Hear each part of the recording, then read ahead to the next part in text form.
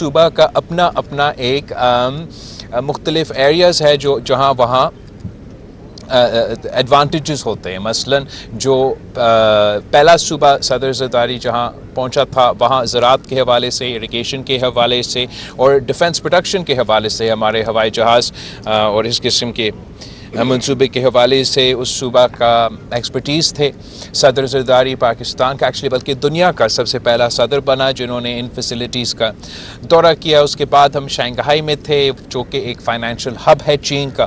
کراچی کا بھی sister city ہے. وہاں مختلف منصوبے کے حوالے سے چینی کاؤنٹر پارٹس کے ساتھ نہ صرف بات چیت ہوا مگر کچھ ایم او یوز بھی سائن کیے گئے جس میں کراچی کے حوالے سے جہاں تک مجھے یاد ہے سالڈ ویسٹ اور ٹرانسپورٹ اور اس قسم کے منصوبے کا تو اس میں تو شامل تھے.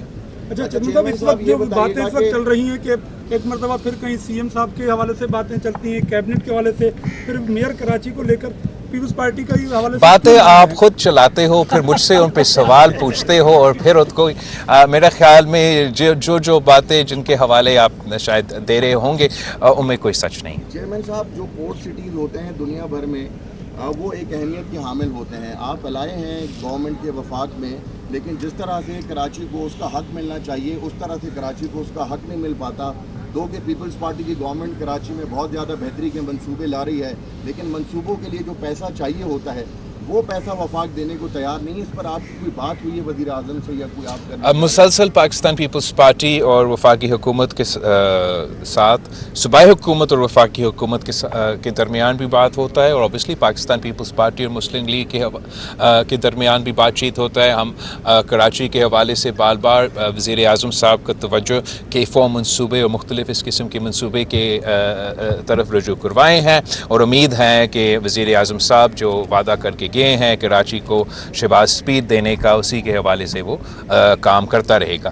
باقی سندھ حکومت اور کے ایم سی اپنے طور پہ اپنے وسائل میں کوشش کر رہے ہیں کہ ہم اپنے طرف سے جتنا کام کر سکے وہ کر رہے ہیں. یہ منصوبہ میئر صاحب مجھے بتا رہا تھا انیشلی وفاقی حکومت کا منصوبہ تھا، S3 کا نام کا وفاقی حکومت کا منصوبہ تھا. جب وفاقی حکومت نے اس کو مکمل نہیں کیا تو اب یہ ذمہ داری صوبائی حکومت اور کے ایم سی نے لیا ہے کہ ہم نے اس منصوبہ کو مکمل کروانا ہے اور کراچی کے عوام کو صاف پانی پہنچانا ہے. چیئرمین صاحب یہ بتا دیجیے گا وفاق کی جانب سے یہ کہا جا رہا ہے کہ پیپلز پارٹی کے چیئرمین اور دیگر جو ان کے وزراء ہیں وہ کہہ رہے ہیں کہ عالمی دنیا سے ہمیں جو ہے مدد کی اپیل کر رہے ہیں لیکن ان کو ضرورت نہیں ہے، تو وہ آپ پہ تنقید بھی کرتے نظر آ رہا ہے کہ وزراء. میں سمجھتا ہوں کہ اس قسم کی قدرتی آفت کے دوران نہ سیاست کرنا چاہیے نہ کسی پہ تنقید کرنا چاہیے.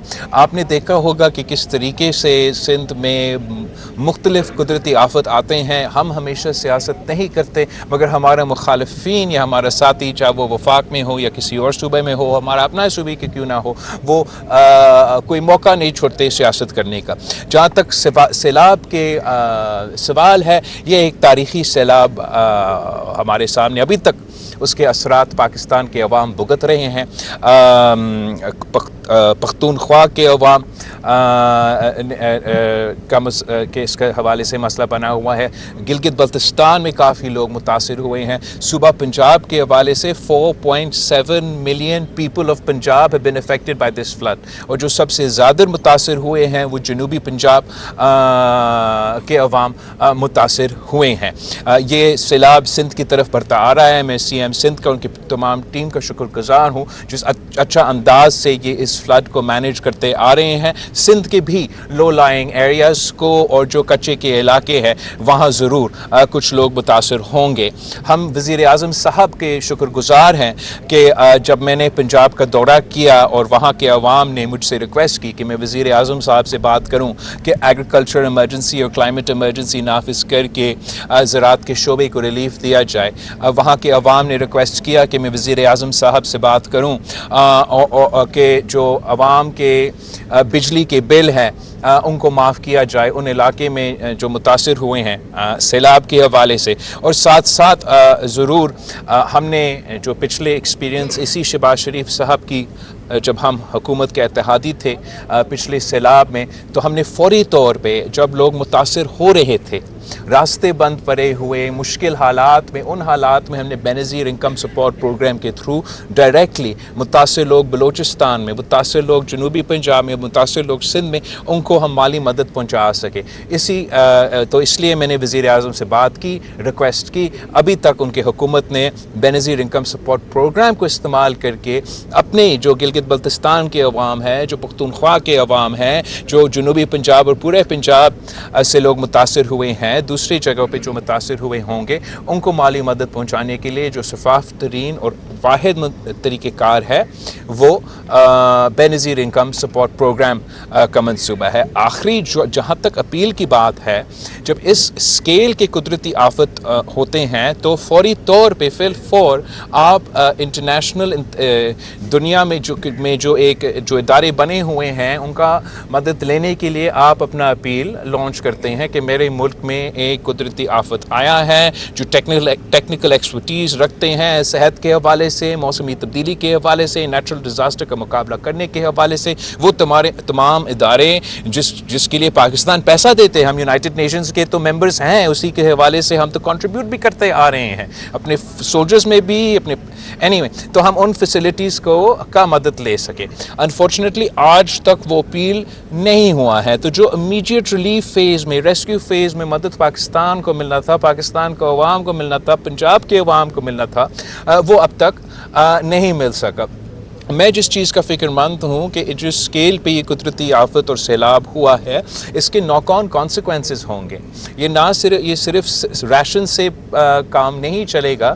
مثلا جو صحت کے حوالے سے مسائل پیدا ہو جاتے ہیں، ملیریا پھیلتے ہیں، مختلف پانی کے سے جو بیماریاں ہیں وہ پھیلتے ہیں، اس میں ہمیں مدد ملتا ہے، کوآرڈینیشن میں آپ کو مدد ملتا ہے. تو میں سمجھتا ہوں کہ یہ پاکستان کے سیلاب میں متاثر جو عوام ہیں ان کا حق تھا کہ ان کا حکومت یہ مطالبہ کرتا ہے. اور آج بھی میں سمجھتا ہوں کہ جہاں ہم شکر گزار ہیں ایگریکلچر ایمرجنسی کا، الیکٹریسٹی کی معاف ہونے کا، ہم پھر بھی مطالبہ کرتے ہیں وفاقی حکومت سے، وزیر اعظم صاحب سے کہ بینظیر انکم سپورٹ پروگرام کو استعمال کر کے سیلاب کے متاثرین کو مدد پہنچائے اور عالمی سطح پر اپنا اپیل کر کے عالمی دنیا کا اس کو ساتھ ملا دے تاکہ ہم اس آفت کا مقابلہ کر سکیں. پاکستان کا کچھ لوگ اس میں تنقید کر رہے ہیں اور کچھ لوگ بول رہے ہیں بہت زبردست کام ہوا ہے، اس پہ آپ کیا رائے ہیں؟ میں نے تو کوئی تنقید نہیں دیکھا، میں نے صرف تعریف سنا ہے اور تعریف کا لائق تو کام ہے. ہر پاکستانی اپنا فرض سمجھتا ہے کہ ہم مکہ مدینہ کا دفاع کریں، اور جس طریقے سے یہ ڈیفنس پیکٹ سائن کیا گیا ہے، پاکستان کا اپنا نیشنل سیکیورٹی کے حالات کو مد نظر رکھتے ہوئے جس طریقے سے ہم نے حال ہی میں یہ بھارت کے ساتھ مقابلہ کر کے جنگ جیتا ہے، تو اس کانٹیکس میں میں سمجھتا ہوں کہ یہ ڈیفنس پیکٹ جہاں طے ہوا ہے کہ اگر پاکستان پہ حملہ ہوگا تو ویسے ہی دیکھا جائے گا جیسے سعودی عربیہ میں حملہ ہوا ہے، اور اگر سعودی عربیہ میں حملہ ہوگا تو ہم ایسے اس نظر سے دیکھیں گے کہ پاکستان پہ حملہ ہوا ہے.